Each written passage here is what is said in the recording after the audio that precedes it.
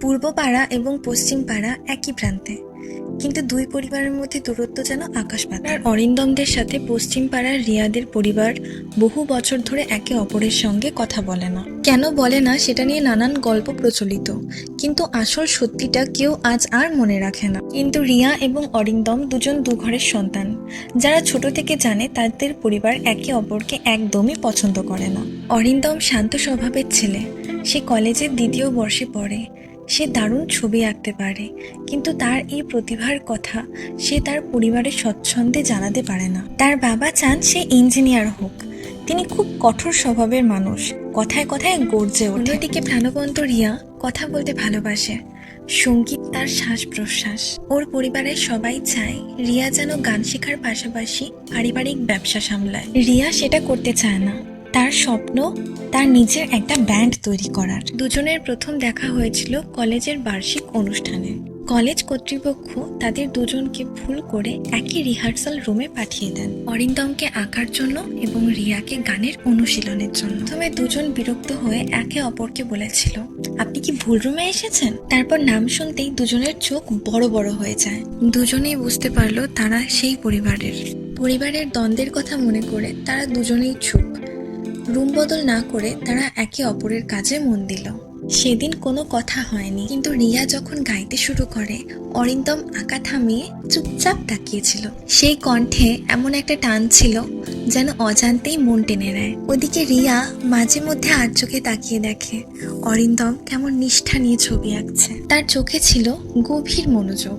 এরপর তাদের এই নীরব বোঝাপড়া কয়েকদিনই তাদের মধ্যে অদৃশ্য এক সেতু গড়ে দেয়। এরপর ধীরে ধীরে তারা কথা বলা শুরু করে, ক্লাসের বাইরে লুকিয়ে, ক্যান্টিনের গলিতে দাঁড়িয়ে, কিংবা রিহার্সাল রুমের উল্টো কোণে বসে। দুজনেই বুঝতে পারে তাদের স্বপ্ন আলাদা হলেও অনুভূতিগুলো একই।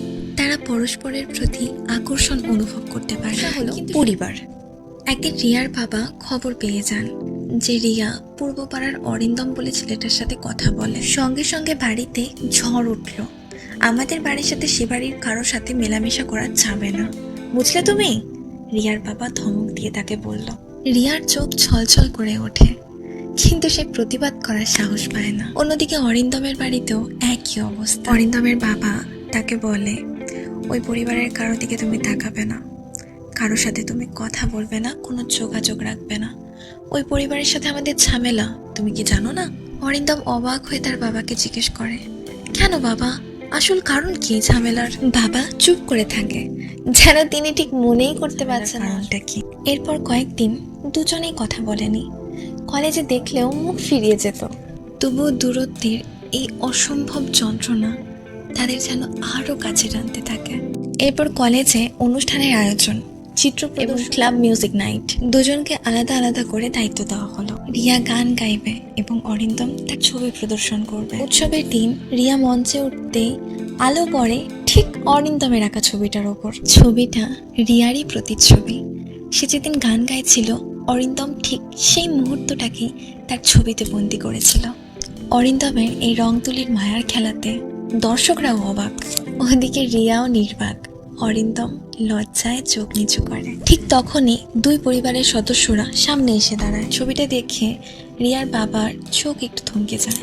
অরিন্দমের বাবা ছবির কোণে তার ছোট মেয়ের হাসির একটা মিল দেখতে পায়, যেন অদ্ভুতই একটা মিল।